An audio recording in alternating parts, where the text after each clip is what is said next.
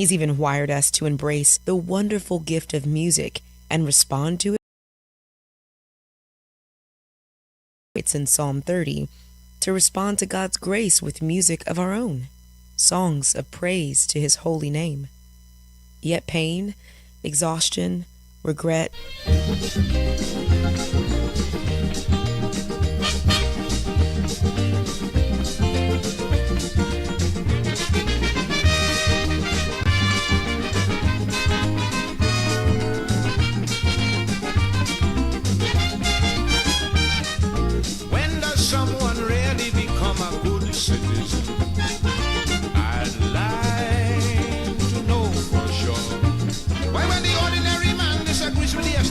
they call it treason.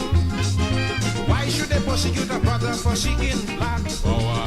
Don't they know a blind man could see that this is blatant hypocrisy? The real traitors and them are all high in society.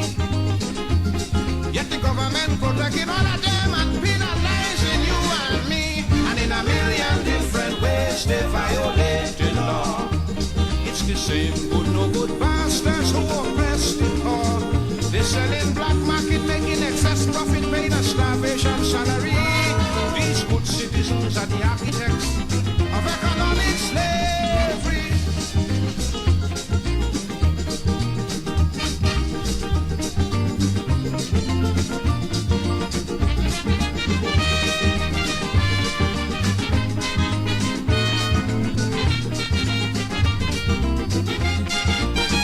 They say you have the right to criticize, but then you are victimized, and without any reason. Many a time you find yourself politically paralyzed by that same good citizen. Yet these fakes and phonies enjoy a long life of luxury where they spread corruption throughout the country. When they should be arrested, they're protected and respected in this society. And in a million different ways, they violate the law. It's the same good, no good bastards who oppress the poor. With a false declaration, tax evasion, defrauding customs duty. These good citizens are the architects of economic slavery.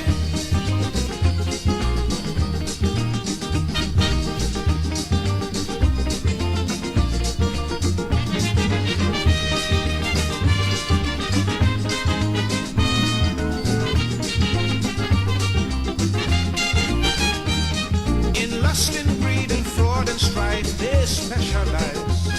Double deals, they idolize.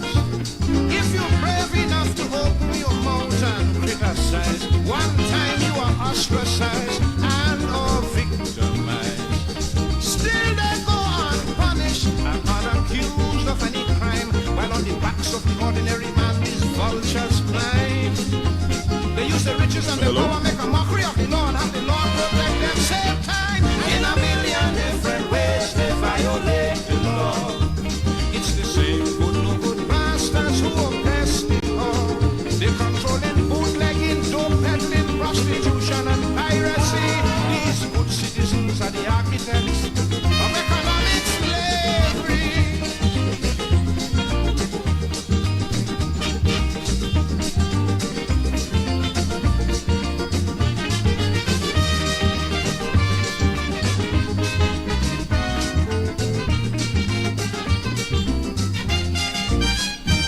Like father, like son.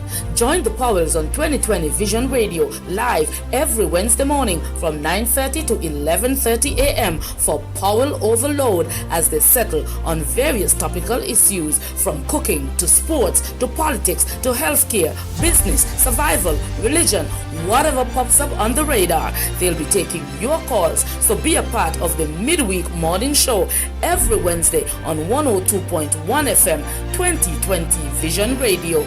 Call us at 869-669-7312, 869-766-7312. Our landline 869-469-7953 or our overseas line 1-917-460-2030. 2187. It's Alan, it's Carlisle. Together, they're the Powell's Overload. Good morning, Alan Powell. How are you doing? I'm well.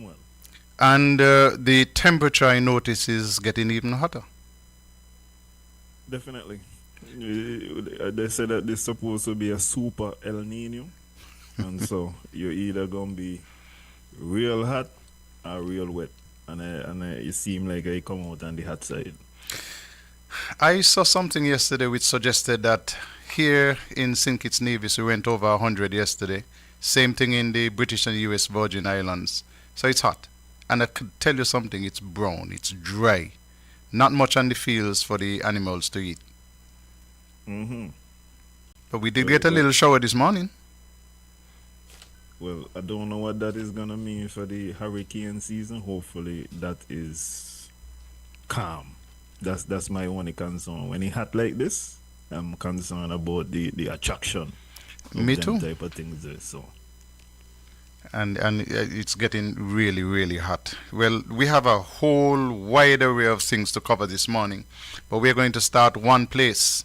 The passing of who has been described as the greatest cricketer ever to put his feet on a cricket field. So Garfield St. Auburn Sobers, I'm sure you've been following. indeed, I would say the greatest test cricketer. He did not have the opportunity to play the white ball stuff. So He played one day international, but in those days they played with the red ball. So you're quite right. He didn't play the white ball stuff. Yeah, I don't think he really got into that. But as far as test cricket, a man who go open the bowling, come back and bowl, spin, and not many could bat better than him even up to this point in time. I was fortunate enough. I think you had some old cassettes, and one of them was him getting 250 yard in Australia. So I was able to see him. I think that he definitely would have been able to hang with what is going on now, but it's just a matter of he didn't get that opportunity. Yeah. So for his era, certainly, best cricketer. 254 for the rest of the world against Australia. But the lead up to that is very important in that he had made 0-0 and another lost score. And people were beginning to think that Dennis Lilly had worked him out and knew exactly how to get him out. And then he responded with 254, which people, greats, you're talking about the two Chappell brothers, Greg and Ian, and even so Donald Bradman said was, listen, his best batting that they had ever seen. When you get that from those people, but in particular Sir Donald, you know that Sir Gary was right up there. And Donald Bradman is the man who recruited him to come back to Australia after the 1960-61 series to play for South Australia. So he must have been pretty good. And one other thing I like about Sobers is, and not only like when you bang people, but you got a little flourish. So he had the same type of flourish as Viv had, as Lara had, as you would find of a West Indian batsman. He definitely had that. When you're good, you have the right to be a little boasting. And so Gary was one of those fellows. When you saw him in the field, his color was always up. Don't know how he got it up all that way and for so long. And the other thing is, Sir Gary had the knack of, in those days, you didn't play in the shorts they played in today. You played in button-up shorts. And in some pictures that I saw of the great man, his button was way down, almost down to his navel when he was batting. He had flair, he had flourish, he had the walk. And I remember early on watching the young Brian Lara imitating Sir Gary in his walk with a little bit of a limp, you know. But he had everything that brought people to the cricket ground. Plus, you have to remember that he was sent to open in his second test match. He batted at number 9 in the first test match, was sent to open in the second test match. And as a teenager, he got 40 yard in his second test match. The first time that he made 100, Brian Lara's first 100 was 277. So Gary's first 100 was 365. Indeed. Breaking the world record. Indeed. You know, so. And another thing about Sir Gary, he would bang you coming off a hangover as well. Eh? Ah, He would party all night the night before, come in and bang you the next day, like nothing happened. So that was, as I say, it was a different generation, different time, but he dominated. curfew didn't mean anything to him. I saw something yesterday from the great Sir Anthony Gabby Carter, who said that sometimes he and Sobe would be out on a limb, and the great man would drop him home between 3 and 4 o'clock in the morning.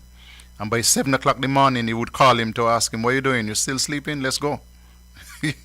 So sleep was not that great for him. Some people, some great people, just they're wired differently, and you just have to respect it.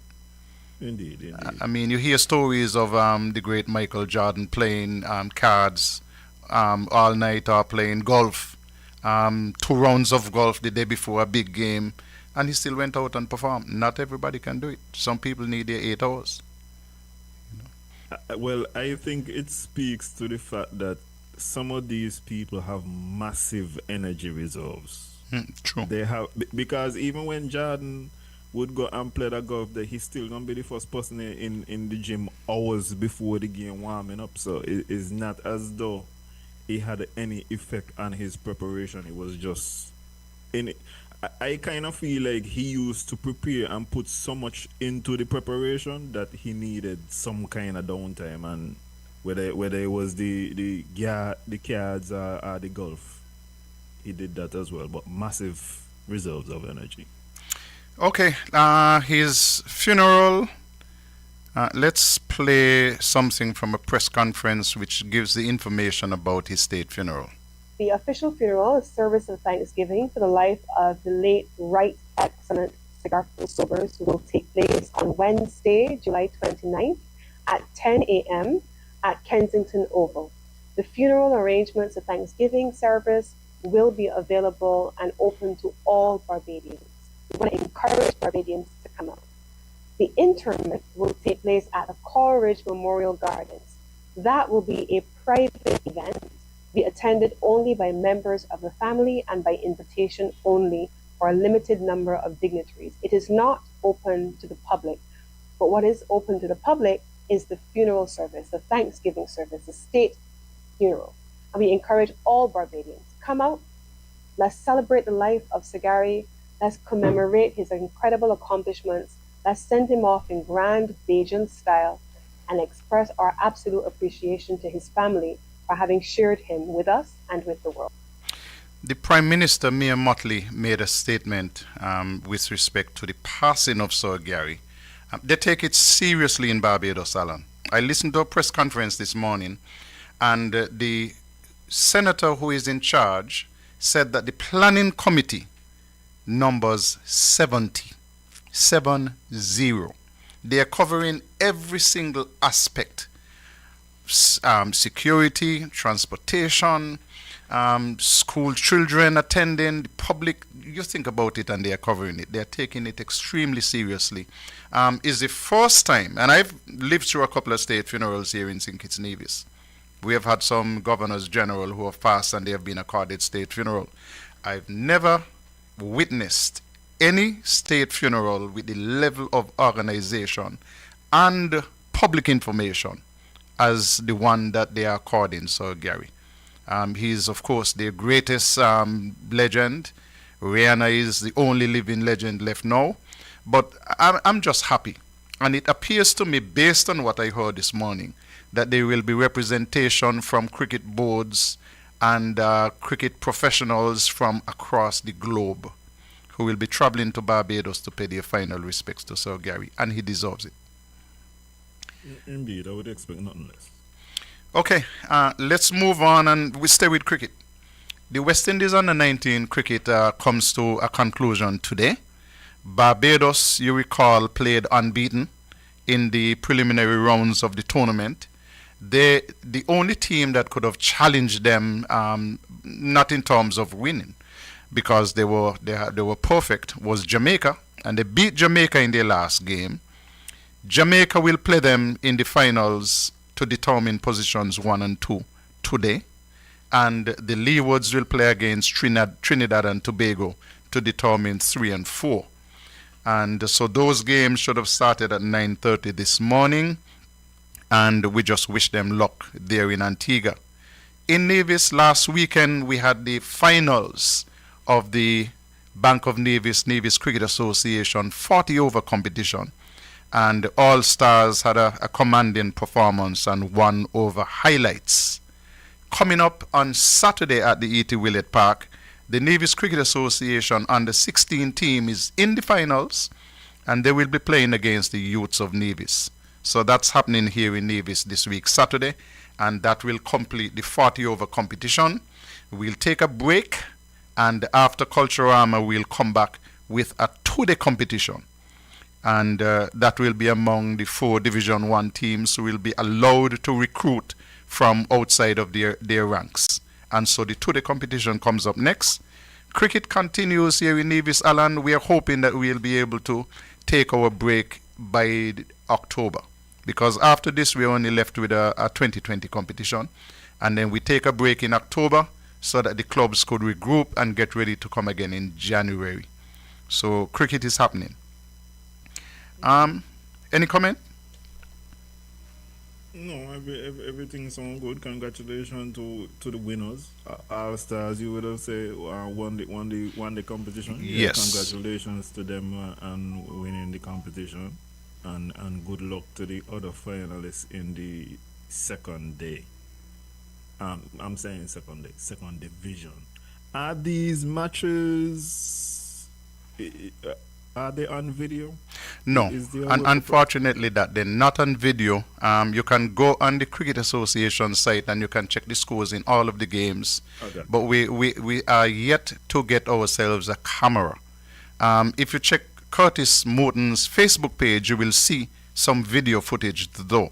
But the Cricket Association, we are still short of a camera so that we will be able to make sure that we can have those matches for everybody to see. Moving right along, Alan, the Nevis Reformation Party is staging a silent protest today outside the office of the Premier. I don't know if you have seen any video footage of that, but that's happening as we speak and goes right up until 11 o'clock. And that is a protest against the destiny. And having said that, I am going to play a clip from the Prime Minister because I have a couple of questions that I want to get your input on. So let's do that, and then we can comment. On the matter of the Destiny Project, I think, let me clarify it for you. In the Constitution, the federal government cannot tell the Nevis Island Administration what to do with its land. So I want that to be. So if Nevis want to go build some big building tomorrow, it has nothing to do with me. No matter of fact, the Constitution tells me I cannot do it. So in terms of the construction and all of that, I cannot intervene in that. And I said that clear because I received a letter from a political figure in Nevis pointing that out to me. That I have, that based on the Constitution, that they wanted to remind me that I cannot tell Nevis what to do with its land.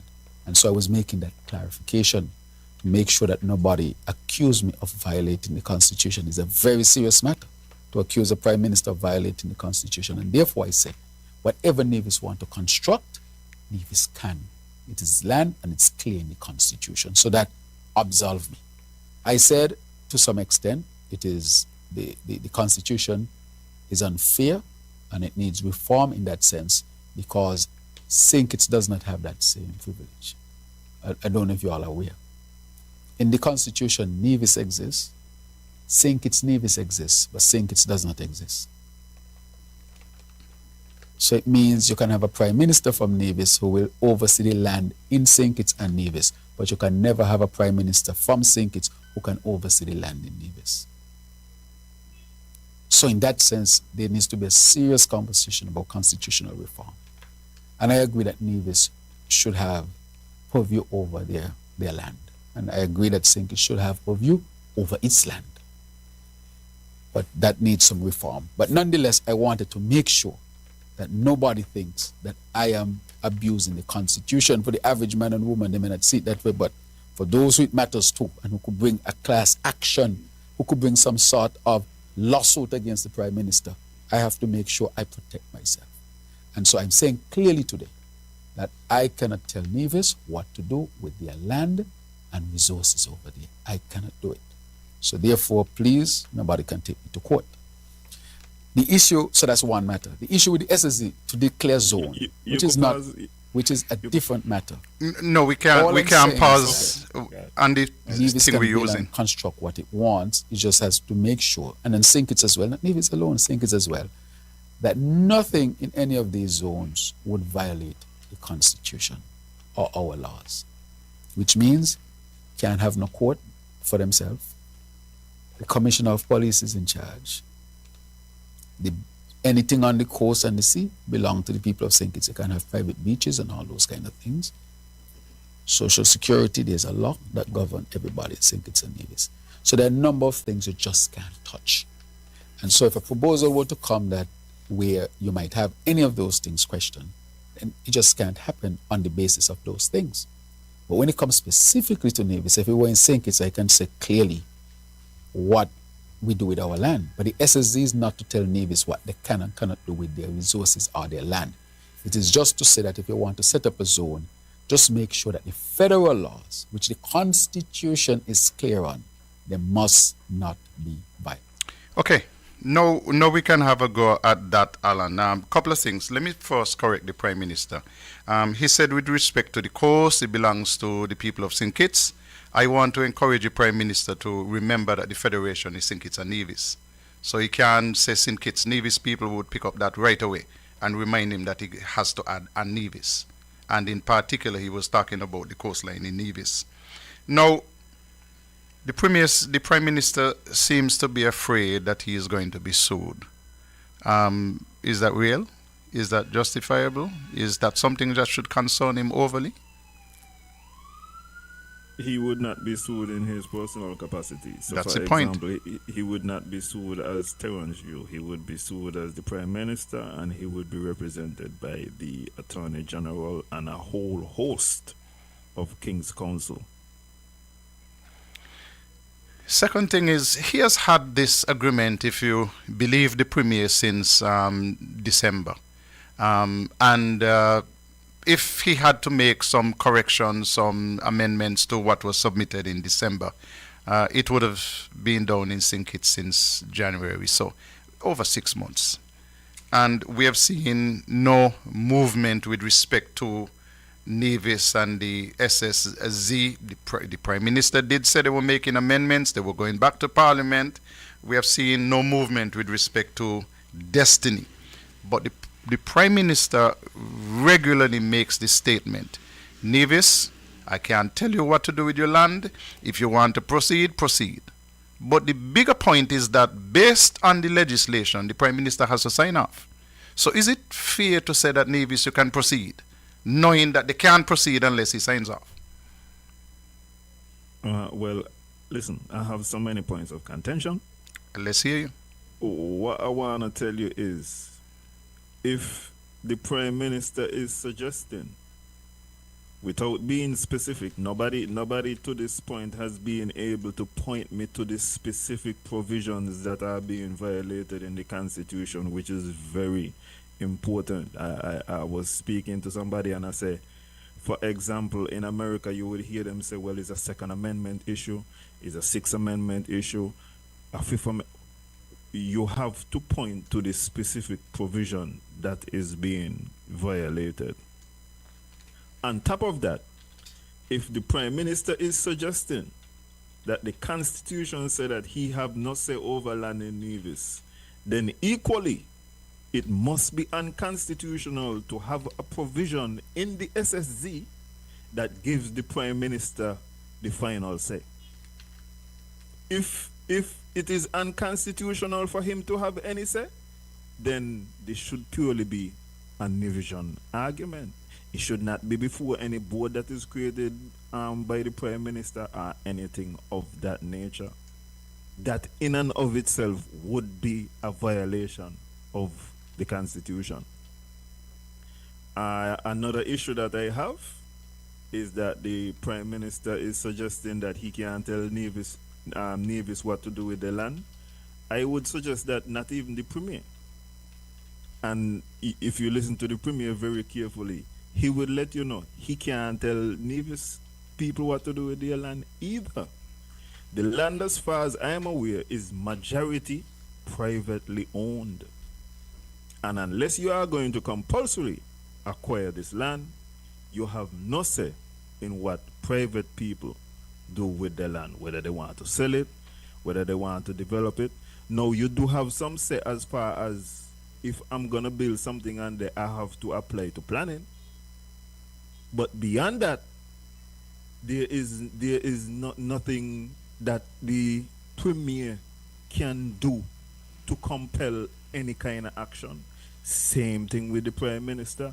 And this is why I am confused as to why people are saying that this is a constitutional matter. When the constitution speaks to land, it speaks to the fact that the NIA has control of crown land, land that is owned by the government. The government does not have any inherent jurisdiction over private people land.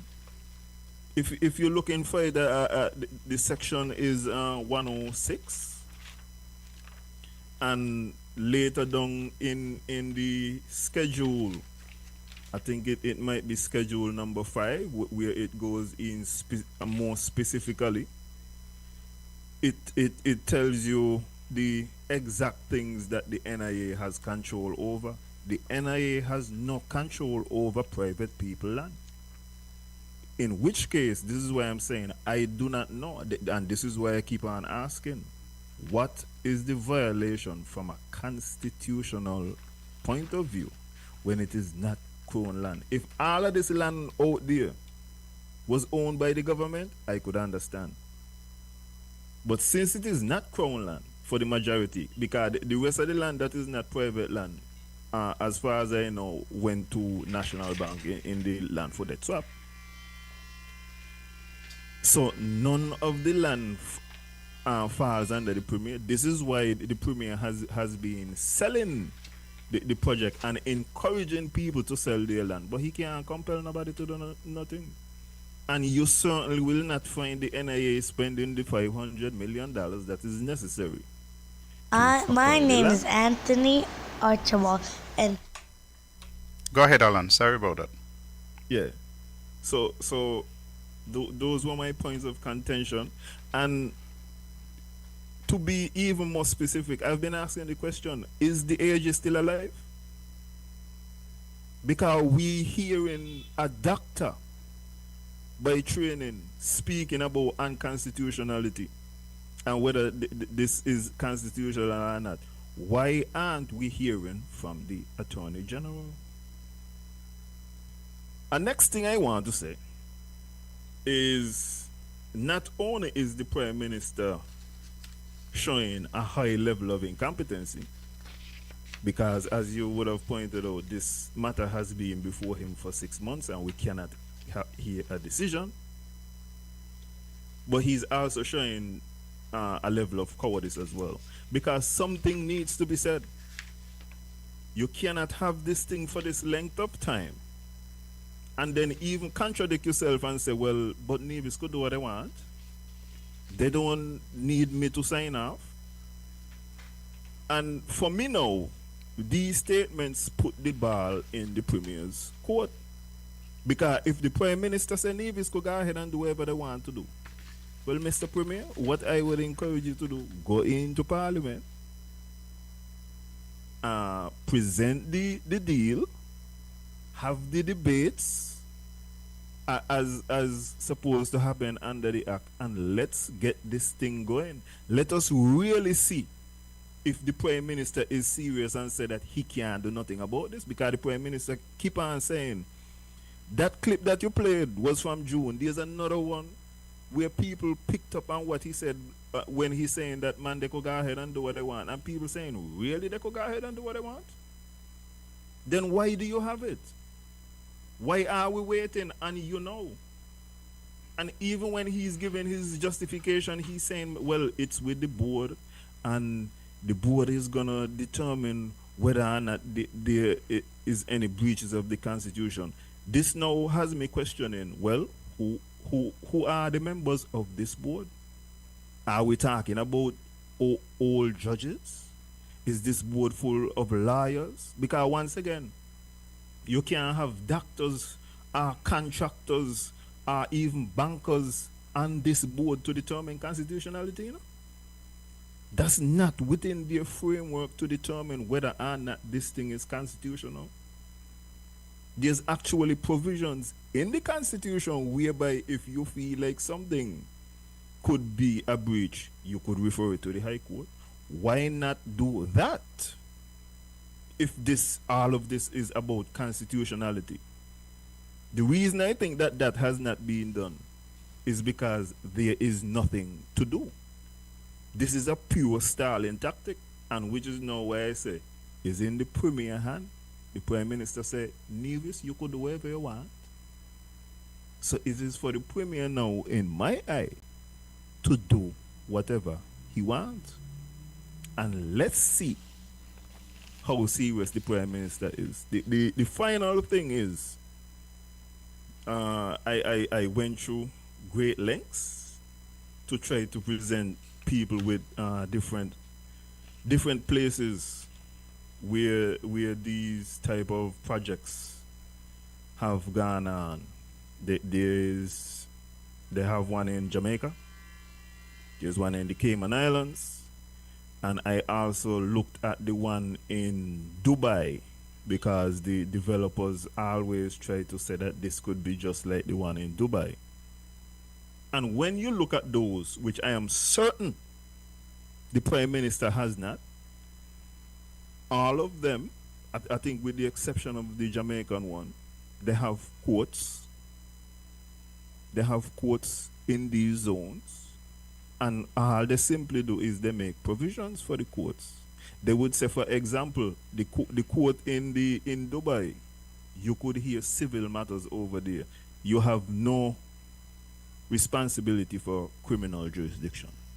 So if you commit a crime, that is going to be dealt with in the High Court of St. Kitts and Nevis. But what they do is, for example, cases of where you're going to have contractual disputes and so, they allow them to have their own court system for this type of matter.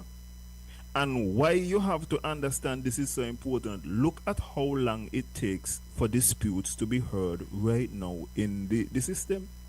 Nobody is going to want to sign up to go in front of the Eastern Caribbean Supreme Court when I have a matter today. And it's not going to be heard until a year and a half from now.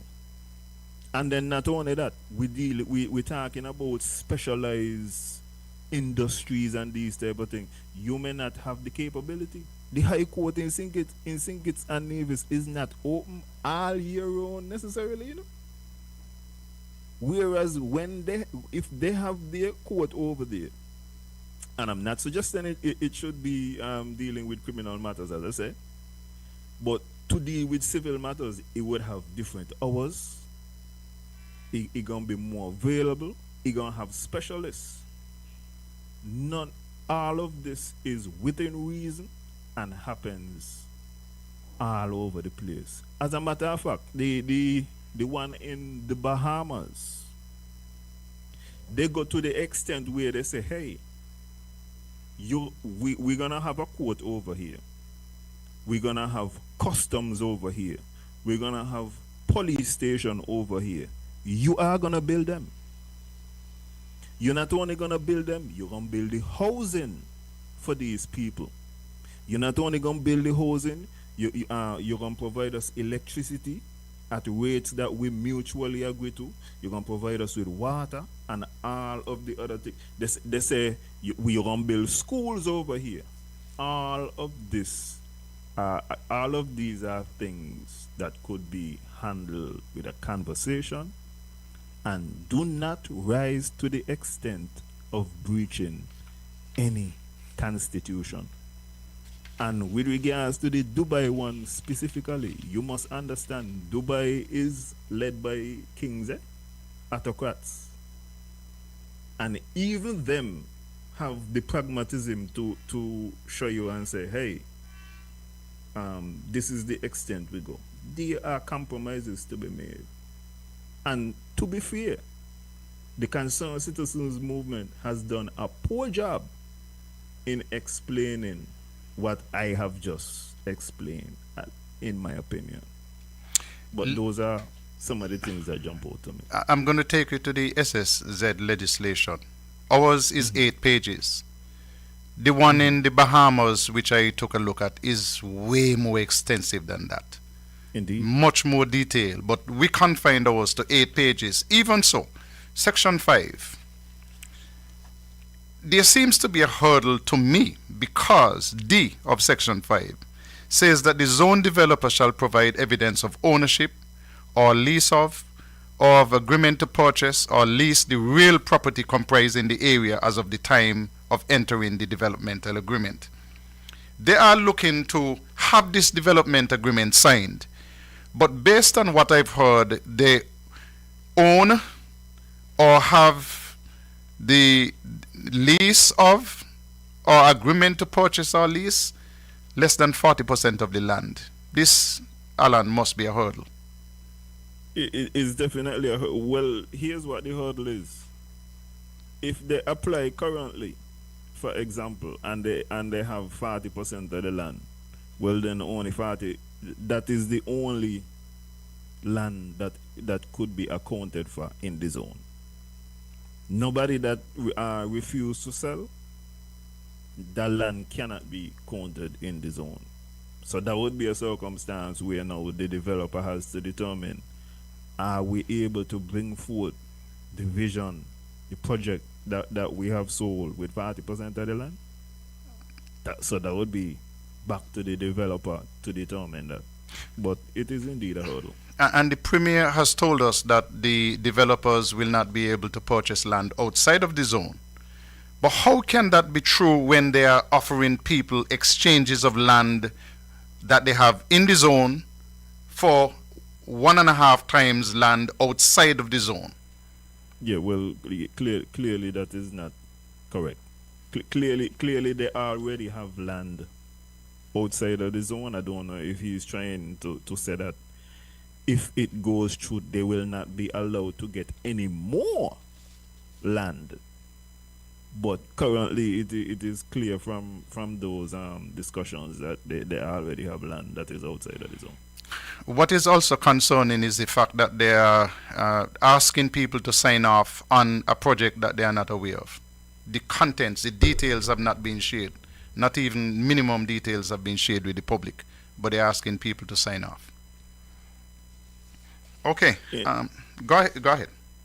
No, I was just gonna say, it seems like the public is not gonna have the majority. The public is gonna be the last people to find out about the exact details. It is being handled at the higher levels first.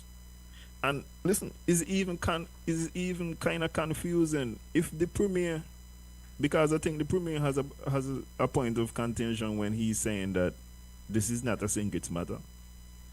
And my confusion is, if it's not a Singits matter, then why did you send it to Singits? The Prime Minister is saying it's not a Singits thing. The Premier is saying it's not a Singits thing. So why does Singits have the agreement? It's confusing in that respect for me. Very confusing. But the Premier is the man who seconded the resolution for the SSD. He's the man who granted authority over lands in Nevis in terms of the signing off to the Prime Minister. So if he knew from the beginning that this is not a Singits matter, it is purely a Nevis matter, why ensure that the Prime Minister will have final sign-off authority on a project in Nevis? It makes absolutely no sense. The major way that I see Singits being involved is the concessions aspect, and I don't hear anybody speaking about this. But Nevis has the right to grant concessions, Alan. I understand, but if things are shipped and they reach in into Sinkits and Sinkits has not signed off on the deal, then I could see a situation where Sinkits decide I want to go pay full duty. And in that scenario, I could understand that you need some kind of backative from Sinkits. But beyond the concessions aspect, both parties are telling me this does not have anything to do with Sinkits. But yet still, this deal is in Sinkits being held up by Sinkits. So that part is very confusing. What about the effect of CBI? Because you're looking at this project and bringing in 10,000 plus their dependents. Let us round it off at 30,000 people with the right to become citizens by investment. That authority rests with the Prime Minister and down in St. Kitts.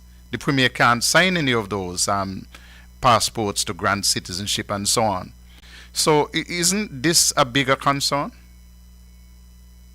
Well, with regards to the CBI aspect, I would have thought that that would be a positive thing for the Prime Minister, because he get to count money and the people and them in the navies. So even that again, I can't see how the Prime Minister is losing by holding up this deal. But what about the EU? The EU whip over their heads because the EU now clamping down. They're now saying, listen, get rid of this by 28. As much as the Prime Minister get whip, all he continues to say is, oh, we are glorious partners with the EU. We talk to them all the time. Didn't you all see me? I was in the EU the other day and we were having discussions. So as much as you whip the Prime Minister still gonna tell you that's my friend. Friends was beat you, eh? Listen, Alan, we'll take a little break. When we come back, we are staying with prime ministerial matters because on a couple of press conferences, he seemed to be advocating for St. Kitts to have its own government. He keep moaning that Nevis has its government, St. Kitts don't. Let's take a little break. When we come back, we want to discuss that. Yeah, very important.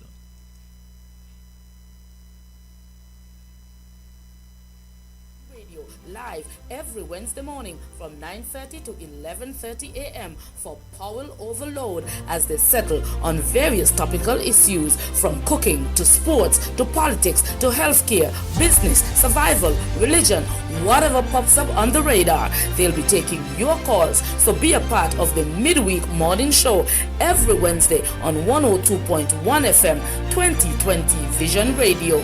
Call us at 869-669-7312, 869-766-7312, our landline 869-469-7953, or our overseas line 1-917-460-2187. It's Alan, it's Carlisle. Together, they're the Powell's Overload. Okay, we say welcome back. Alan, I have in front of me a paper which was introduced and published by the St. Kitts Nevis Anguilla Labour Party Workers' League in August of 1982. It's called In Place of Strife. And I'm going to take you to that in a little while, but let me take a pause to take this call. Good morning, caller. Carla, good morning. It's a great morning. How are you? Yeah, me in my comfort zone, so hope that me come over well this morning. Alan, good morning. Good morning, sir. I hear you loud and clear. Okay, me just barely hear you this time. Anyway, Carlisle, Yes. me call for back I up, but me still call for strengthen some point that I miss out. Can I? Go right ahead. Right. Me make one point on Monday night, so me go strengthen him a little bit more. Watch me. When Prime Minister Jew said that Premier Brandt can go ahead. It is true, yes, he can go ahead. But he will go ahead now under normal rules, not under the SSZ. Right? So then therefore now there will be no Destiny and there will be no SSZ. So Destiny now if they want to go do anything, they would have to do anything under normal circumstances. Okay, back to Prime Minister Jew when he said that the Constitution say, because Alan said that he need for somebody point out something, right? So Prime Minister Jew said that somebody, one politician, right? Well, how we know anyway? And tell you, listen to me, you can't do this here under the Constitution, otherwise you're going to violate. But the point about it, get this point. Them gonna the federal parliament and pass one bill that override the Constitution, because not the Constitution, he say he can't do, but not the SS, he can't do them. You get the point I'm making, Lyle? I'm with you. That is Right. the same point I'm saying too. Exactly, right. We just have to bring them out. Little bit more. So really and truly, what we see here, how we see plainly that nobody panda daddy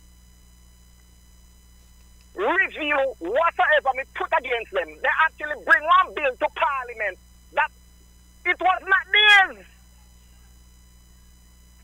Somebody give them one bill and then only review them. I'm not hearing you. Line them up in the Constitution. But yet, they still come and say, are the best thing ever. I remember that. The best thing ever. That me want to quote MP Evelyn. I want to pick out 3 points for MP Evelyn presentation. MP Evelyn say it is a straightforward bill. I remember that. It was a straightforward bill. He also say this bill will prove that the people ain't got money. Right? Because a lot of people come and they don't got no money and they want to do this project. So this bill will prove that the people ain't got money. But at the same time, here give them tax free.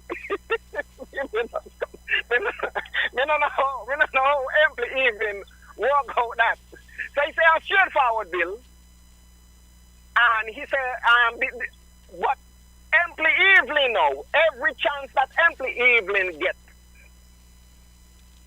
for do on the mark, he makes sure that he come with guesses and pick one topic. So there is no way now that you can call in and refer the SSZ to call. So different to the house don't think it. And different to when Premier Brantley forcefully pull them now and don't have meeting. You know, he amply even said nothing again about this fantastic bill. Right? So when you ask Prime Minister Juno to repeal the bill, he said no, because what happened now? Remember, then don't tell the world that this bill so great. So now, their finance have no trouble. Their finance have no trouble now, you know. And then no how to just go back at the parliament, go repeal them. So Prime Minister just say you go straighten them. But then can't find a way to straighten them either, because got into much flood, plenty more flood in it. So guess what? Just like the football match we just gone the other day and games, all of them, they just a Prime Minister Juno only just a play out the time, you know. Because, you know, brave enough to come and tell the world now that he can't go along with that. And he can't sign off. Because if he sign off, he's in trouble. Okay, then I'm Carlisle and nothing. Have a good day. Thank you. Alan, I don't know if you heard all of that. No, I didn't hear all. Okay, but the caller is saying that the SSZ, the Prime Minister promised that they would strengthen it, but that it has so many deficiencies that they're finding it difficult to strengthen what is. This because remember, it's 2 committees he has, no? Mm-hmm. We had spoke, I think, and tell me about it. He has the committee, the ad hoc committee, which is supposed to be the one that is strengthening it. We ain't hear nothing from them. We have this another committee now, and this is where I'm seeing the inefficiency and the incompetence. These things ain't supposed to take all this long set of time. It's not effective, and he is the man in charge, and he keep on having to have these round tables and can't say anything. And what the caller said at the end was correct. He is afraid. He's a coward. He does not want to come now and say, well, the bill is wrong, I'm against it. So he's putting it off, and he's making the decision, the board's decision. Ultimately, do you know that even if the board gives a negative decision, that the prime minister could still go along with the project? Absolutely. But he's trying to make it seem that as though the decision is gonna fall on the committee, and that can't be right neither. Mr. Prime Minister, you have to be the one to make a decision. We're going forward or backward, but you have to decide where we're going. It's an advisory committee, plain and simple. And he can accept the advice in part or in whole, or he can reject the advice. Indeed. Okay. Take this call and then we get back to the issue that we were on. Good morning, caller. Yes, me say three, but me only just do two calls, as me tell me none of me comfort zone. Premier, Premier, MP, say that it was a simple bill. Right? It was a simple bill. Now, if this bill so simple, how come that this bill so and the most controversial bill ever passed for the Federation? Somebody needs to call me and tell me that me wrong. There is no bill that ever so more controversial than this. But Emily Evelyn say it is a simple bill. That's why I go ask somebody to please step out and ginger land, let me remove MP Evelyn, because you plainly see that they don't know what they're about. Okay then. Thank you very much. Good morning again. Alan, let me switch up on you quickly. The Prime Minister on several occasions is moaning that there needs to be constitutional changes and that St. Kitts Nevis has a government, St. Kitts don't have one. The Constitution recognizes Nevis and it recognizes St. Kitts and Nevis, and it does not recognize St. Kitts. But when I check the Constitution, the Prime Minister or any Prime Minister, any leader of government, all they need is 8 votes to get changes to the Constitution. And then in some areas you need 2/3 of the vote, and St. Kitts 2/3 of the vote, and Nevis. Labour Party has held 8 seats in St. Kitts. They didn't make not even the simplest change to the Constitution. And at the present moment, they have 6, which means that they only need 2 more. I don't see too many people. If it goes to Sean, if it goes to Timothy, and say, listen, we want to have something done so that St. Kitts equates to Nevis and will have its own government. I don't think that 2 St. Kitts people would vote against St. Kitts having its own government.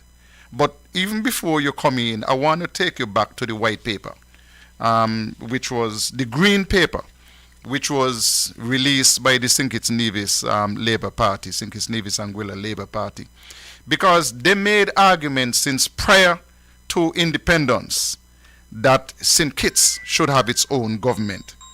Let me read something for you. It says here, the proposal in the white paper, this is section 32, lacks the principle of equality and mutuality. Thus, the island of Nevis is to have its own separate legislature and administration, but the island of St. Kitts will not have its own separate legislature or administration. The Nevis Island Administration, B, will have exclusive authority over education, health, welfare, and similar matters in Nevis, and the Nevis legislature will have exclusive authority to legislate for a long list of matters affecting the people of Nevis, including authority to legislate for the peace, order, and good government of Nevis. There will not be a St. Kitts administration or a St. Kitts legislature with similar exclusive authority over St. Kitts. And I will move down to 38, where it says, accordingly, the Labour Party accepts that position as its point of departure. That is the position that Nevis was still advocating in 37 of this paper for secession. So it says the Labour Party accepts that position, the secession position, as its point of departure, and proposes that St. Kitts and Nevis should each possess equally the right of self-determination. That's fair and reasonable. 39. Specifically, the Labour Party proposes that in place of strife, distrust and acrimony, each of the islands of St. Kitts and Nevis should have its own separate constitution, legislature, government and political system. On that basis, the two islands should seek to strengthen the bonds of family and friendship between the people of St. Kitts and the people of Nevis, and should put behind them all of the misunderstanding and bitterness of the past 100 years. So this paper goes back to before independence, Alan. The Labour Party was not the party to take St. Kitts and Nevis into independence. It was the People's Action Movement and the Nevis Reformation Party. But the Labour Party were back in government in 1995. They held office until 2015. That's a 20-year span, during which time, at one point, they had all 8 seats in St. Kitts. They did not move to have the effects which they argued in the Green Paper in 1982. They didn't move to implement them. But you hear the Prime Minister at his roundtables nowadays, and he keeps moaning that Nevis as a government, St. Kitts don't have one. But you only need 8 votes. Why is he arguing rather than seeking to get the 8 votes? Because my contention is, you want to have the amendments done. You need 8 votes. Nevis needs to get certain things done in Nevis. Why not sit down with Nevis and say, hey, listen, let's negotiate. We want equality with Nevis. We know you need certain things. Nevis was arguing for fair share. Our fair share argument ended up in us getting half of the money that we used to get. But why not sit down with the people in Nevis who have 3 seats and say, let's have a discussion. What do you want? And I am prepared to discuss with you what you want if you would be prepared to vote with me so that St. Kitts could have its own government. Isn't that reasonable, or am I pushing the bar too high? Well, this is actually a discussion that I've been trying to have.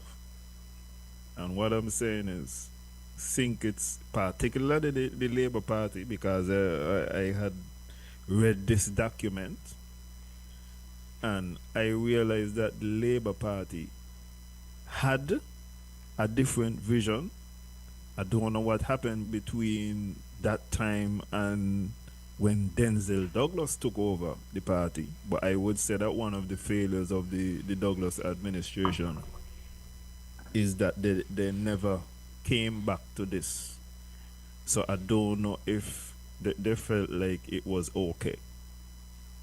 But beyond that, St. Kitts clearly is of the view that they would like to have a government. This is one of the constitutional amendments that I think would not just need the 8 votes, 2/3, but I think that it would additionally need a referendum. Referendum with 2/3. Yeah, indeed. So is the 8 votes plus the referendum with 2/3 indeed on both islands. Indeed. So and that now is the hard work that I see the governments running from. It's not just that you have to convince some of the people in the opposition, but you would also have to convince the people themselves. And this is not because right now we have politics where people tell you, don't do this. This is not that part. This is the thing where you have to sell people and the positive aspects of, hey, this is the good thing that we could get out of it if St. Kitts has a government of their own. Sinkit has to come to the table, however, with something to bargain. It's not just that you're gonna get this support from Nevis, and even if you got all of the support from the Sinkits parties, you still would require some kind of buy-in from the Nevis side, because the Nevis side is who gonna be talking to the Nevis people to get the 2/3 in the referendum. So there is no way to do this unless you have some type of engagement with the Nevis side. So you have to come and you have to sell the Nevis side and tell them, hey, this is the benefits that you will get from us having a government. Additionally, though, what needs to happen if we go down this road is the amendment should also say clearly and explicitly, if you're in the local government, you can't run in the federal. You a local minister, whether it's in Sinkits or Nevis, forget about federal representation. And the last thing what should be said is this: if you win your seat in the federal government, you are going to be a part of the federal setup. This is no longer a thing where you got no opposition. You're gonna be representing your people in government. That's how I see that. So there would need to be, as I say, I think it's government, but there would also have to be a restructuring of the federal government, in my eyes. But what the Prime Minister must do is, in my estimation, get ready to do the hard work. If he feel like a serious discussion need to be had, who else is better to start this serious discussion than the Prime Minister? Everybody has to listen to you, sir. So if you feel like it is so important, I encourage him to begin the discussions and begin not just to tell Kittians, because I think it is clear that Kittians will benefit from having a government, but begin to start to say, hey, Nevis, this is how you could benefit. And then let we look at how the federal structure would need to change. And I would think that the federal structure would maintain certain powers, like, for example, national security. Sinkits is not going to be in charge of their own national security. National security would be a federal thing. Foreign policy, Sinkits would not be in control of their foreign policy as well. Foreign policy got to be a federal aspect. So I definitely see ways that it could work, but the Prime Minister needs to stop acting like he's a bystander. He is somebody who is not in government, and if he feel like the conversation need to happen, start the conversation. I've been ready for this conversation for a while, but think it must come with something to bargain. Absolutely. Any amendments must include fixed date elections and same time elections, so that whenever you have elections, you have on the ballot local for St. Kitts, local for Nevis, and you have federal. So you're voting at the same time, rather than this foolishness where the people of Nevis vote every 2.5, 3 years. You can't have that in a changed constitution with St. Kitts doing the same thing. So have same time elections and fixed date elections. Nobody, no leader, any place must be able to say, listen, I'm trying a trick. Let me see if I catch them off guard. You must know that elections will be held on a set Sunday, Saturday, Monday, Wednesday, whenever of this particular month, every 5 years. So that people are aware that's the date for the elections, and you can say, hey, listen, let me book my flights and bring people from overseas, and they can't get in because the seats are all taken up. That's rubbish. That's absolute nonsense and has no place in a democracy nowadays. Indeed. That's an excellent point. I support that. Okay, we're moving on. And you said that this must be led by the Prime Minister. Stop moaning, go right ahead and lead the process.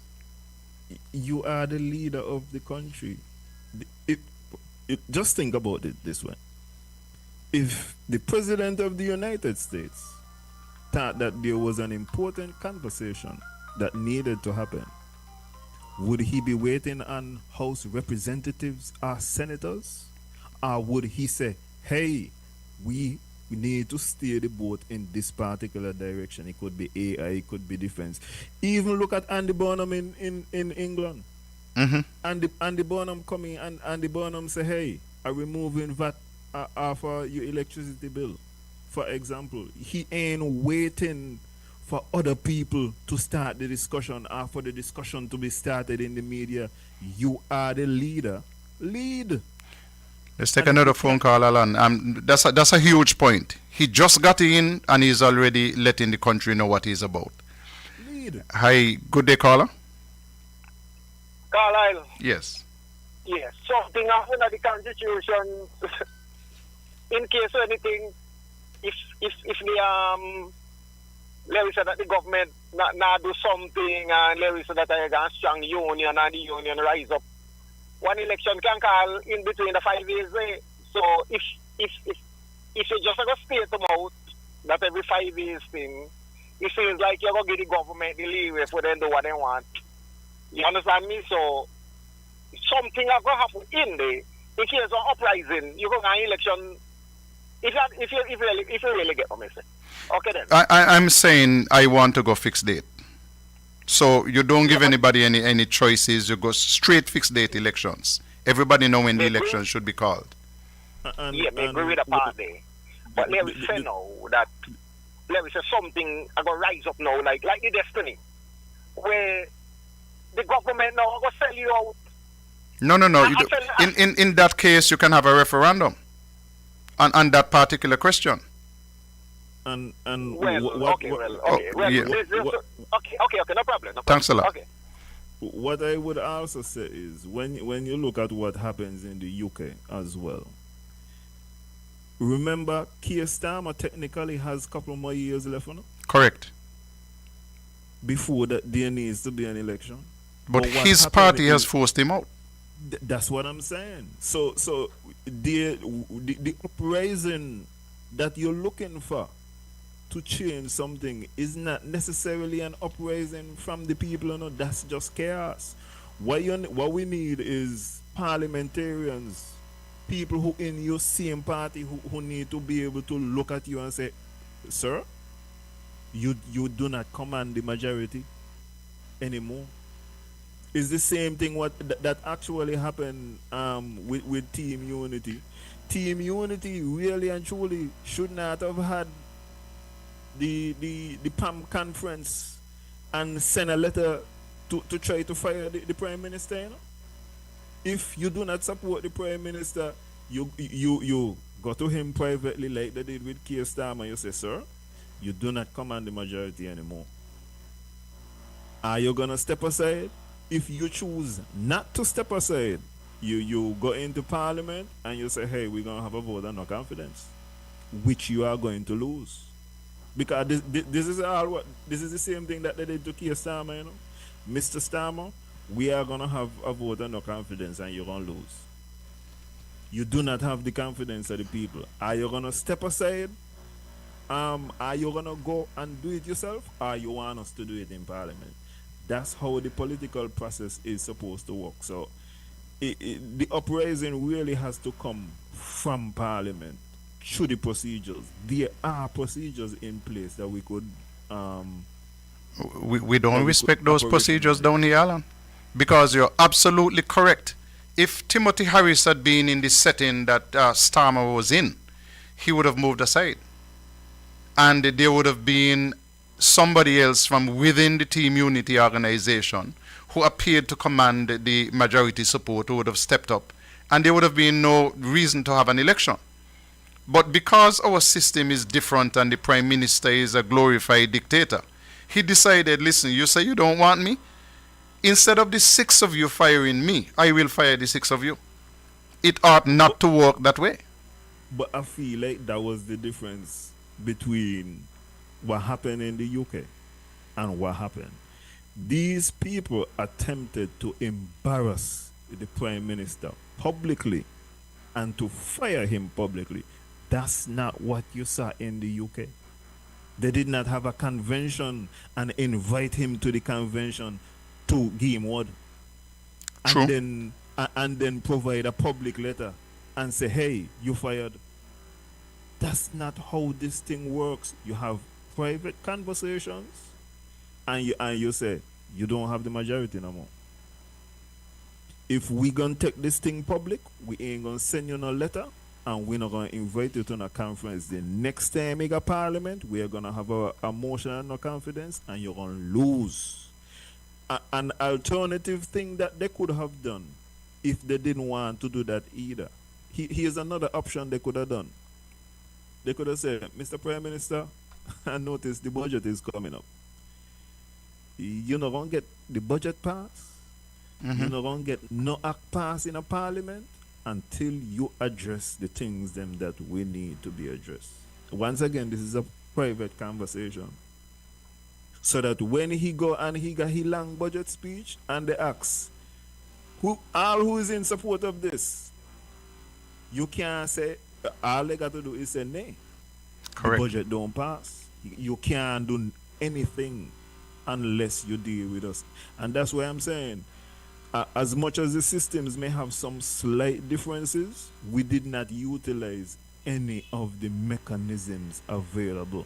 It was just, let's embarrass a very proud politician out of his seat, and that's why I was like, this is never gonna work. You can't fire.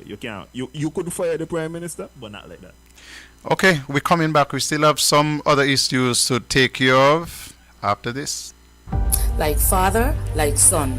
Join the Powells on 2020 Vision Radio live every Wednesday morning from 9:30 to 11:30 a.m. for Powell Overload as they settle on various topical issues from cooking to sports to politics to healthcare, business, survival, religion, whatever pops up on the radar. They'll be taking your calls, so be a part of the midweek morning show every Wednesday on 102.1 FM 2020 Vision Radio. Call us at 869-669-7312, 869-766-7312. Our landline 869-469-7953 or our overseas line 1-917-460-2187. It's Alan, it's Carlisle. Together, they're the Powell's Overload.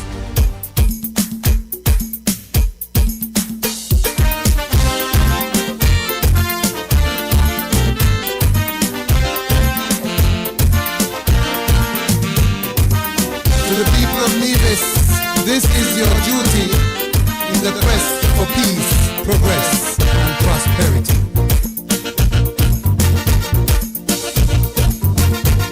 Hey! Election is coming once again, so divisions you should not refrain from giving your nation true justification and from bribery at stake. Reformation Party, 5 young people of integrity shall rescue the nation from overtaxation and high customs duty. And you'll be free to speak, and you won't be ignored with the NRP vote. Then you will be assured that salvation for this nation would come when CCM is gone. Yes, everybody calling for NRP. Leave is changing entirely, for they wouldn't take it for granted.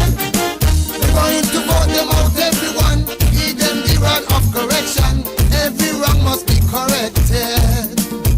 Yes, so when the bell done ring, do you think?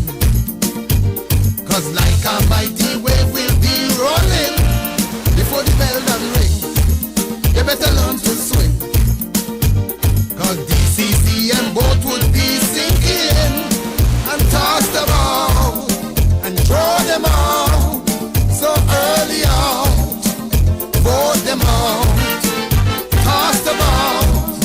and throw them out. So early out, vote them out. This is the cry of the people to wipe out corruption and to take back the land. Nevis needs reformation.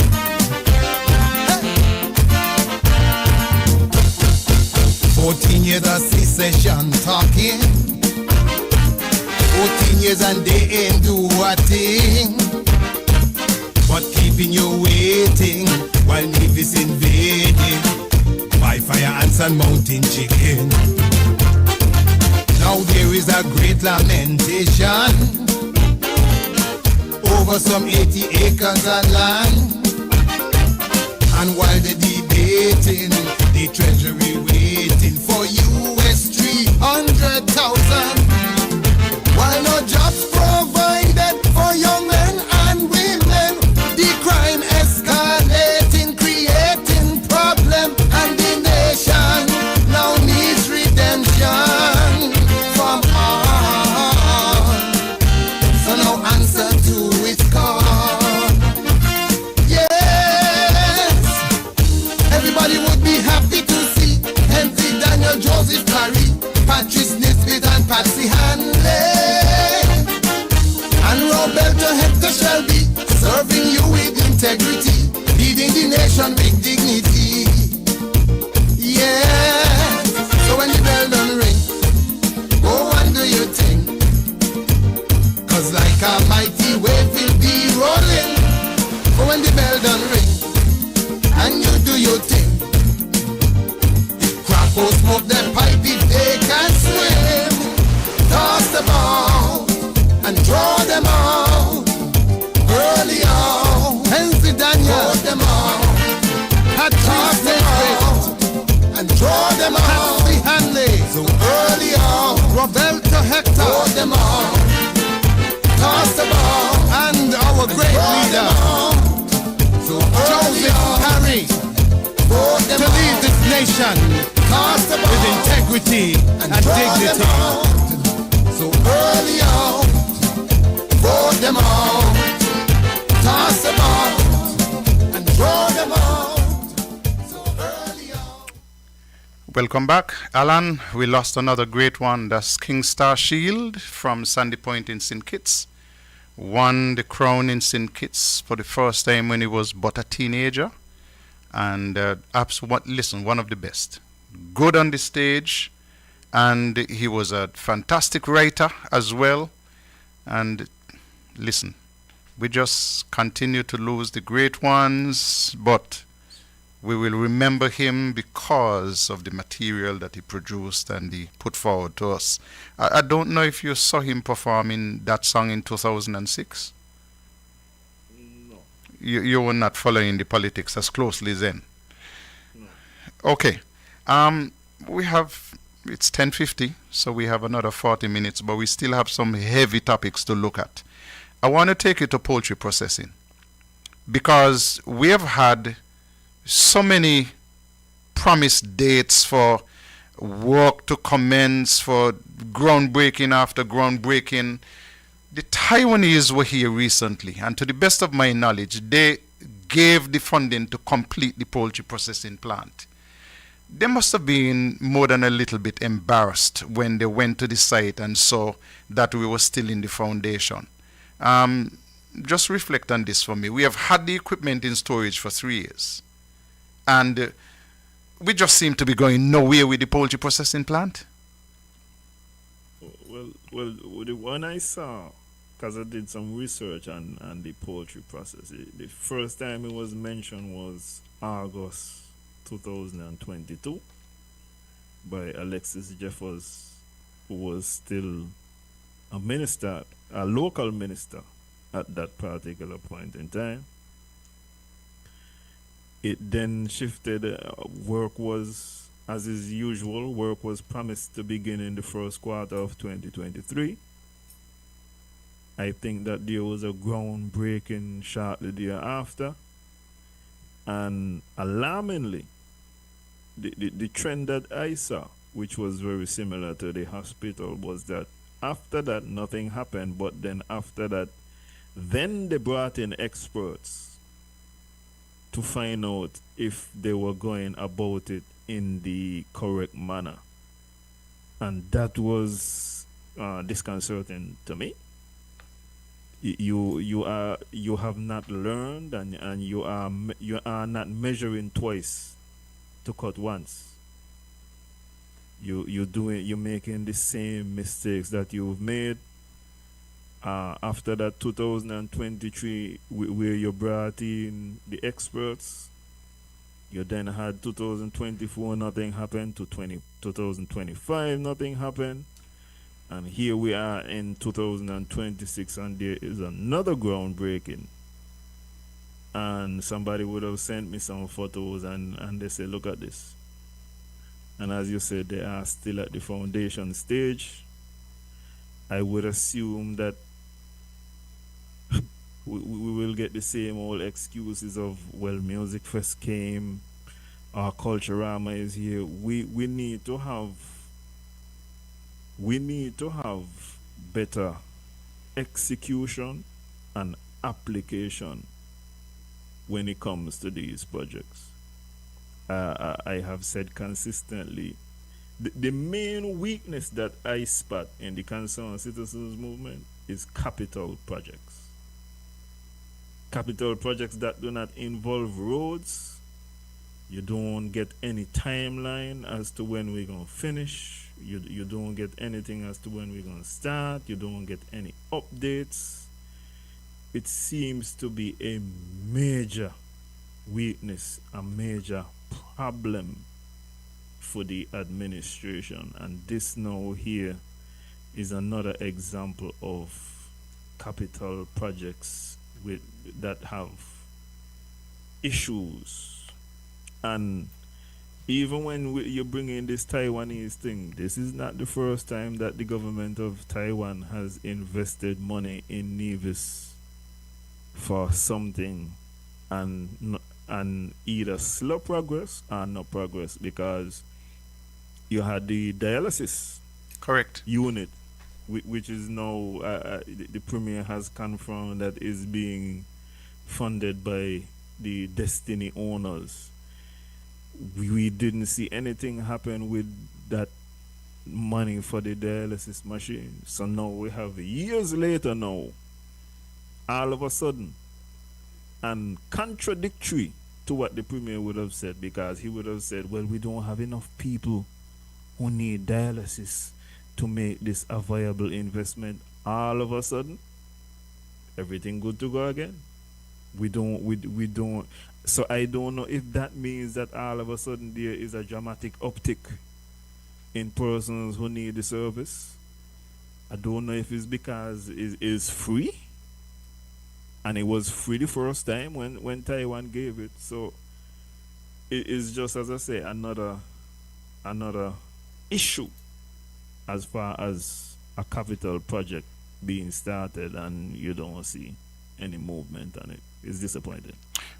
Two challenges, though. The Taiwanese did give US, I think, in the region of $165,000. The premier, as Minister of Finance and as leader of the government, has never given an explanation as to what happened to that 165,000 US dollars. We are aware that it was never spent on procuring any dialysis machines. So the Taiwanese ought to have asked some serious questions, ought to have made a statement, and ought to have showed their lack of confidence in the premier for the $165,000, which was received by the NIA but never spent on the purpose for which it was given. Secondly, it is not true to say that the dialysis unit which is being built is free, because information reaching me suggests that the government of Nevis is paying for labor, including electrical costs and those kind of things, and that the amount spent by the government so far is approaching $500,000. That is not money which I believe will be reimbursed to the Nevis Island administration. So Yes, the people from um, the project there will be spending some money. But I understand that monies being spent right now are coming from the treasury. My concern is that these amounts were not budgeted for. And we have not heard that there is going to be any appropriation warrant to cover the expenditure. But this is something that CCM does on a regular basis. Their budget is not necessarily a budget that they stick to. Their budget is because there is a requirement in law that they have to go to Parliament and pass a budget. Having passed the budget, they don't care what they do with the money. Yes, I was just about to say that that's the other issue with this is the budgetary circumstance, and I do understand. I've come around and I understand that a budget. I understand that you have to have some type of flexibility with regards to the budget, but there are also rules, as you say. Whether it is you go the route of doing a warrant, or whether you do a supplementary budget to determine, hey, for example, you budgeted I think $8 million this year for the hospital wing. None of that has been spent.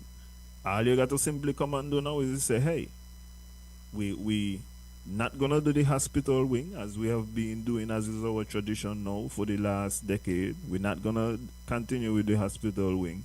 Let's take some of the money that is on paper, the $8 million. Let's take off the $500,000. Let's take off $1 million and put that in the supplementary budget. And we're gonna actually spend that instead of the upgrade to the hospital wing. We're gonna spend that on the dialysis machine. Very simple project, very simple process. This is actually the transparency that we hear is supposed to be happening at the press conference. But this is even more in depth because you debate it and you go through the full procedure rather than having starting a project. My understanding, because when this thing initially started, my partner tell me, listen, I is in the night I seen some construction going on. Mm-hmm. I say, what do you mean by you see construction? He said, boy, Alan, trust me. When you pass the in the night, that is when you see construction going on a building here.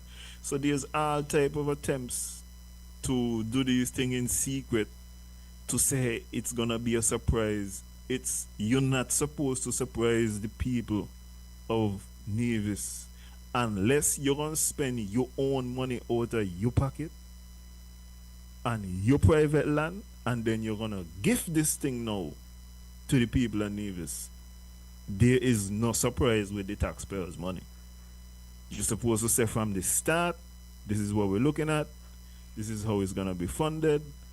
We have no idea what the outcome of this is. And so as much as people would like to have this, they could have gone a lot further with regards to being transparent and letting the people know exactly what was happening. Remember, the minister responsible for health, Nisbet, made a comment on the dialysis there, and I don't know if she spoke out of turn. Maybe she was chastised and bridled for having made the statement, because after that the Premier said, when the time is right, I will give you some information. And on his last appearance on a show, he then said he feels that the time is right, so he can now provide some information. But you're talking about 3 months after the fact. You're talking about when the building was substantially complete. He didn't feel that it was his business to talk to the people of Nevis before that. And this is what I'm saying is wrong. They keep saying they're preaching transparency, but the fact is that they're as transparent as muddy water. Well, it looked like you just do the same thing as the Premier, you know. I will say the show was the topics with my partners Banky and Yason. Banky is the best guest booker that I see so far. He get Janssens, he get all the top politicians. Even the premier does go on his show after appearing on the topics and say he was on another platform. I don't know what that is supposed to mean. But Banky getting a little soft though, because when Yassan had the premiere in his throat, Banky said, "Listen, let's take a break." To give him a chance to get some water and to get his thoughts together. Let's get a break. Banky, I didn't like that. it was dry. Yeah, okay. It was dry, man. Oh, okay. So you had to give him a little break. Indeed. Okay, all right. Alan, over the weekend we had a fantastic launch of Mario Philip MP11 over there in Jessops, and he's a candidate who was being launched by the Nevis Reformation Party to contest Nevis 11 in the federal election. We're coming back to that after this. Like father, like son. Join the Powells on 2020 Vision Radio live every Wednesday morning from 9:30 to 11:30 a.m. for Powell Overload as they settle on various topical issues from cooking to sports to politics to healthcare, business, survival, religion, whatever pops up on the radar. They'll be taking your calls, so be a part of the midweek morning show every Wednesday on 102.1 FM 2020 Vision Radio. Call us at 869-669-7312, 869-766-7312. Our landline 869-469-7953, or our overseas line 1-917-460-2187. It's Alan, it's Carlisle. Together, they're the Powell's Overload. People ask, why the federal elections? We want help. St. Kitts want help too. So you strengthen the hands and bring the best to our federation. We don't have time for idlers. In church, you know the song, this train don't carry no gamblers.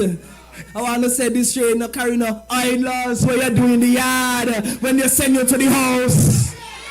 I said to you, put me in the house, and I will work in the house. Why the federal elections? I keep saying to people, listen, there are positive changes that are needed in Nevis. And because of our system of government, you must go to the federal assembly to make sure those changes happen. And we in NRP have to cover all ends, the local and the federal, because we mean the best for Nevis. And let me ask you something. Tell your neighbor, let me ask you something. Do you realize that when people have a negative imagination for Nevis, there is the federal assembly they go to try and stick it in the assembly in the middle of the night? And then they go and tell decent people like Carlin Lawrence, I don't know what you're talking about. So I will go to the Federal Assembly to put in the positive changes for this island of Nevis, to represent the people of Nevis. For what needs to be done here will be done by hook or by crook for the people of St. Thomas's and St. James. We need real representation. Let me hear you say it. Real representation in the National Assembly. We need representation that hears and cares for the people. We need representation that hears when the people say no. How can the eyes have it when the people say no? Go to the doctor and check your ears. The people say no. Representation that hears and cares is what you would find in me in Nevis 11. When elected, I will do like Ivor Stevens of old and walk and talk all day in the House of Assembly on behalf of the people of Nevis. If I have to do it, I will do it, because Nevis 11 and the island of Nevis deserves the best. Alan, I'm not going to lead you on this one. All I will ask you, your thoughts on the introduction of Mario Philip, who, by the way, is your cousin, to the politics and to the platform of the Nevis Reformation Party. Okay, so I have a He don't get a buy because he's your cousin. Be Alan Powell. No, me not give nobody a buy at all. Okay. At any moment in time. I was actually I graded him on a different curve though, and I will explain why. So, for example, I have been calling for the Honorable Cleon Stapleton Simmons to give me your vision, your perspective. And I've been doing that because she has been in Parliament from since 2019. And so I am looking for more concrete stuff from her. In my recipe, my political recipe, you have to have competence, capability, you have to have policies, and you have to have charisma. My sense of Mr. Philip is that he has some competence, and I would think, from what I heard, this is the most charismatic politicians the NRP has had since Victor J. Martin. That's what I heard. So I'm gonna stay away from the policies aspect, but that is the next dimension that I'm looking for with regards to him and his growth and what he has to offer to the people. I heard in his conversation that he understands the federal mechanism is slightly different to the local mechanism, which, for example, when I interviewed Dr. Daly so many years ago, and he was saying that how he would get all of these things built in Nevis, and I was like, Dr. Daly, how you gonna get that do from in the opposition? There was not that recognition of the challenges, in my estimation, of what happens at the federal level, whereas it sounds like Mario has a little more understanding of the limitations, but also where he could shape things for the betterment of Nevis. So I gave him a B plus A minus for the launch. As I said, I hear the charisma. The man can communicate. That is something that I am certain of. And my initial reaction is that he has some competency, some capability. So the last thing I will be looking for as we go forward, as I hear from him more, is what are your policies? What's your vision for how you want your constituency to look like, and what's your vision for what you want the federation broadly to look like? So that was my perspective on Mario. I'm sure Mario will take the A minus rather than the B plus. He answered the question why NRP. Let's hear that. Some ask, then why are you joining the Nevis Reformation Party? Can I give you a joke?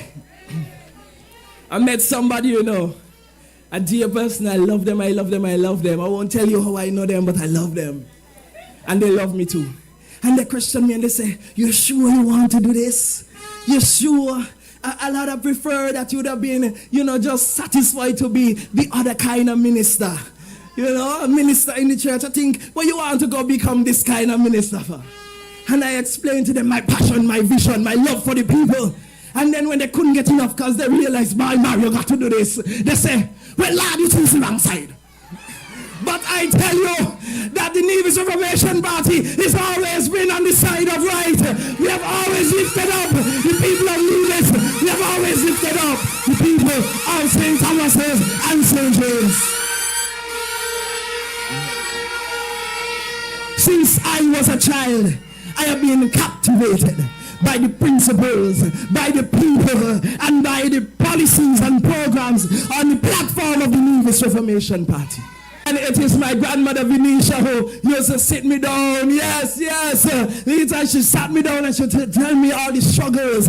All when, we had opposition from St. Kitts, and the great Simeon Daniel had to rally the people of Nevis to stand up for change. Stand up for the betterment of Nevis. And she tell me about the stories about Joseph Walker Parry and how he stood for the people of St. Thomas's against all the backlash that he could face. So I must rally with the Nevis Reformation Party. The great Jenny H could have contested this federal seat of Nevis 11 again. But instead she said, no, let me make room for a young person like Mario. I said to each and every young person here, young like me, younger than me, are you feeling like you're young? You have a place in the Nevis Reformation Party. It is not just mouth, it's not just talk. We got the walk, and tonight, you see, NRP walking with MP 11 in St. Thomas's and St. James. It's action, not a bag of mouth. Beautiful speaking can't move Nevis forward. It's action with Johnny Daniel Hodge and the whole team of the Nevis Reformation Party. Young people, come to the party that believes in you. Come to the party that puts your interests at heart and not the interests of those who have the most money. You are in the vision, you are at the heart of the Nevis Reformation Party. That's Mario Philip, MP 11, telling you why he chose the Nevis Reformation Party and why he chose federal as opposed to local. And for some time you used to hear the other side say that NRP can't get young people. Mario was launched, not just announced, but launched, and the other side seems to be in full retreat. I'm not sure that they're going to make that statement again that NRP can't get young people. They might try. Well, the interesting thing that I see happening over in number 11 is that it might actually be two young people going against each other in the next election. Because it is, well, my observation is that Mr. Fian Jones is going to be running in an election very, very soon. And so we could have Mario versus Mr. Jones, two young people, and so that would be an exciting thing for number 11. It also kind of, in my estimation, it kind of makes it certain that it is going to be Mr. Jones, because if you put up Mario against Alexis, particularly in the charisma department, it's not gonna go well. So and also with regards to the young people statement, I don't know how you are gonna justify sticking with Alexis when your argument is you are the party for the young people. Except if you play band music, if you play band music, then you're not necessarily gonna get the opportunity from the government. But outside of band music, I don't know how you are gonna justify sticking with Alexis when you're going against Mario and you have Mr. Jones right there. So it's gonna be interesting in number 11. You are supposing that Zook would want to move out of the way. Are you suggesting that they might have to do him like how they did Small and just ease him out of the way? Well, here's the thing. Somebody I was speaking to, and we were having the discussion, and they were like, you can't get rid of Alexis. Alexis is not gonna be moved out of the way. Well, one of the things that I'm kind of confident about with regards to the premier. If losing Miss Brandy, here's the Brandy. If losing her and her statements did not deter his position on the matter, I don't see how Alexis is gonna be any different. All of them was in cabinet together. So I don't feel like Alexis is going to be able to call any shot. If and also if you look at the history of CCM again, you go back to small. A man win his seat and was replaced. So I don't understand why a man who lose his seat is not gonna equally be replaced. He's still benefiting tremendously. He somehow, and we also need to fix this in the system. He somehow lost his seat and gain a consultancy job. So he's still making the same basic amount of money that he was making. And he has actually less work, less responsibilities for basically the same amount of money. So I don't see any threat that he could make to the government that is gonna have them say, okay, we gonna go with you instead of you. By the way, it's standard procedure for CCM to put their politicians and aspiring politicians as consultants. They call them advisors. Go back to Mikey Perkins, who was an advisor on the airport project way back then. You're talking 25 years ago, making $90,000 a year. Come forward to, they have a candidate here, the Deputy Speaker of the Federal Parliament, who has been an advisor. They tell me she's making $120,000 a year with an office set up to campaign daily. Mikey Perkins is back as an advisor on the airport project, and he advises government in some other capacity. So they are known to do this for their people. They are the same ones who shout and make a whole ton of noise when they are in the opposition and the government appoint any advisors. They are totally against advisors. But when CCM is in office, it's okay for them to have everybody and their cousin and their grandmother as an advisor. Nothing wrong with that. Alan, we wanted to look at the reparations matter, but one of the tapes is not in. And so we're going to save that for the next show next week. I just want, though, to give you the opportunity, anything that we missed that you have burning on your mind that you want to discuss, because we have another 10 minutes. Well, what we could do is we could speak a little bit about the airports since Absolutely. in that region. One of the things that is kind of amazing to me right now, the project, as I understand it, is moving forward.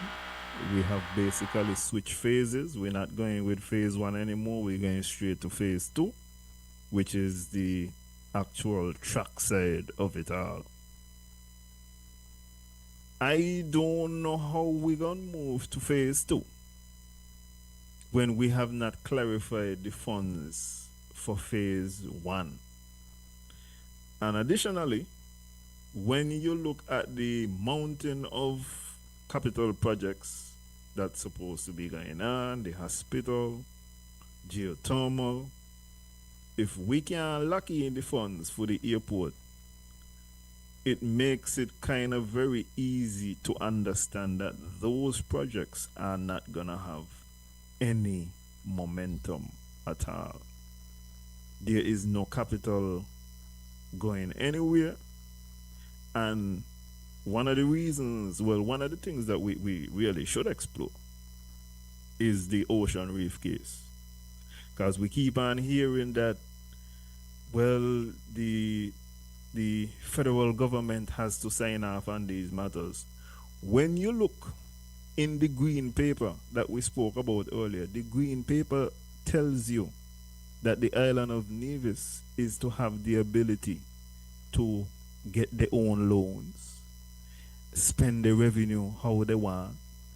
Even though the Ocean Reef case would have decided that there was no such power, there were then amendments to legislation to give the NIA all of this power, but yet still we keep on hearing how the NIA cannot do anything on its own. It is contradictory to all of the evidence.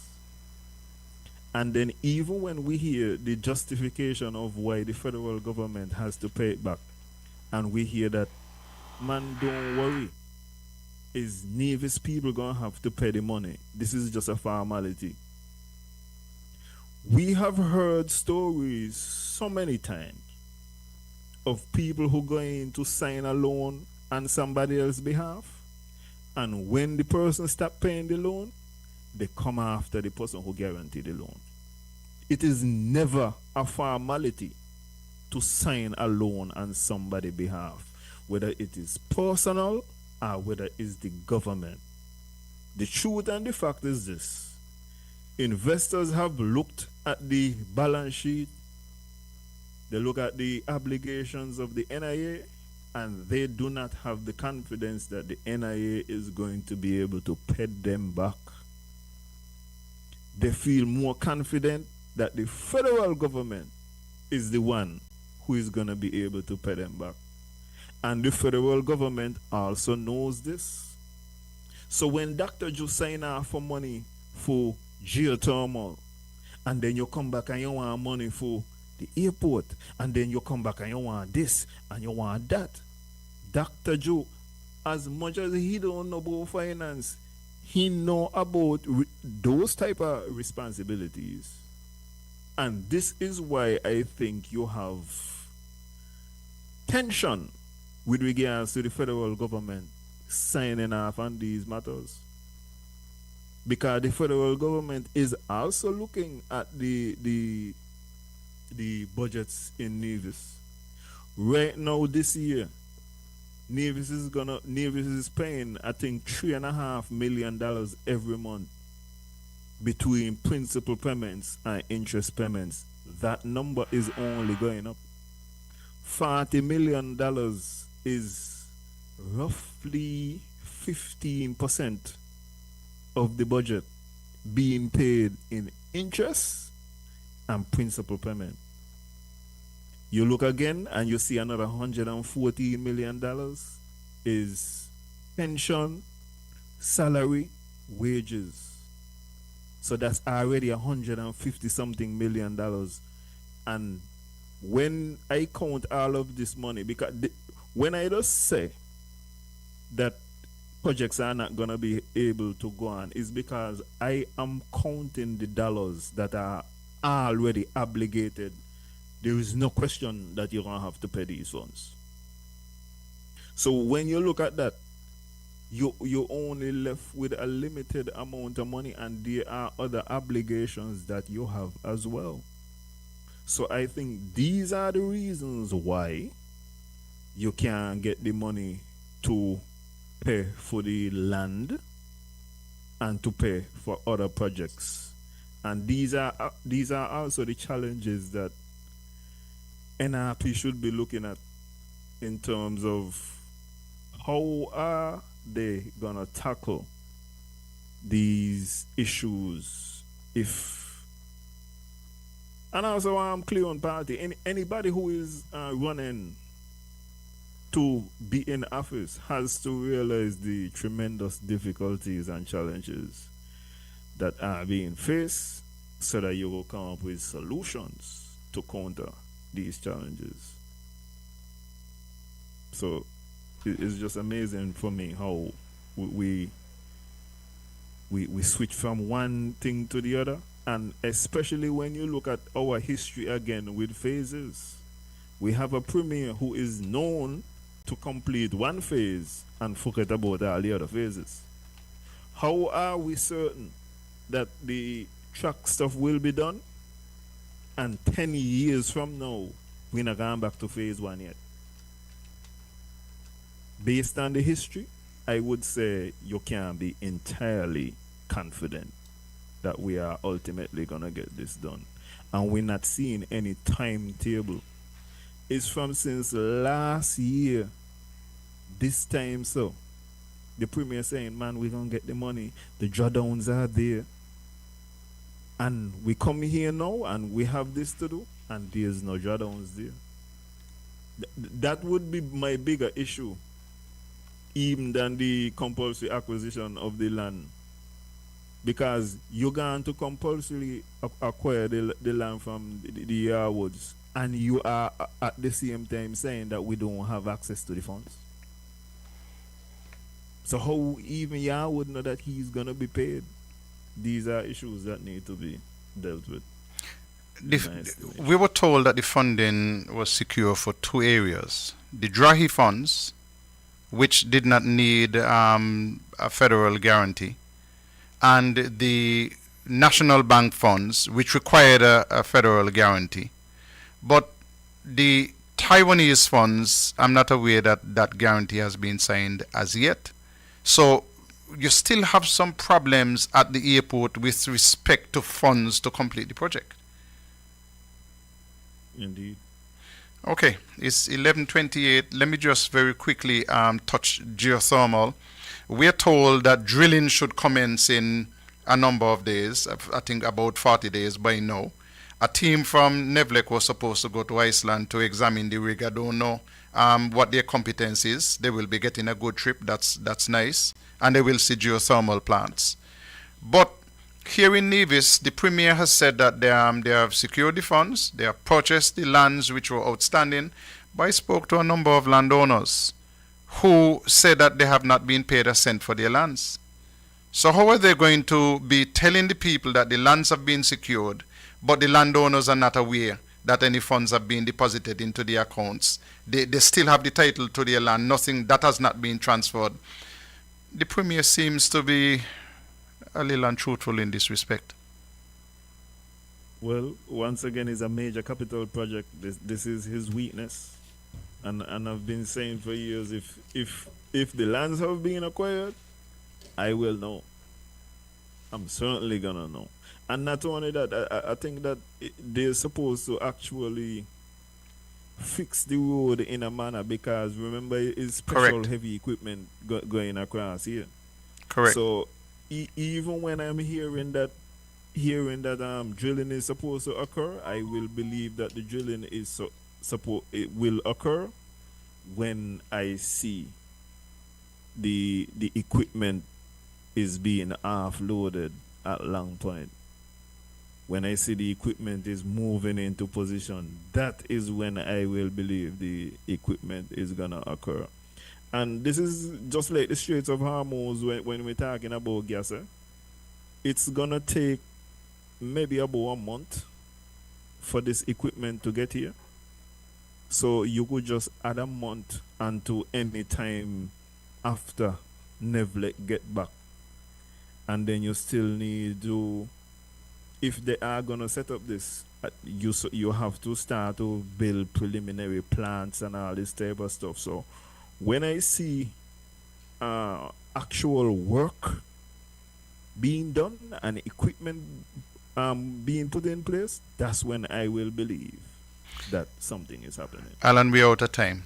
I want to thank you again for episode 2 of Powell Overload.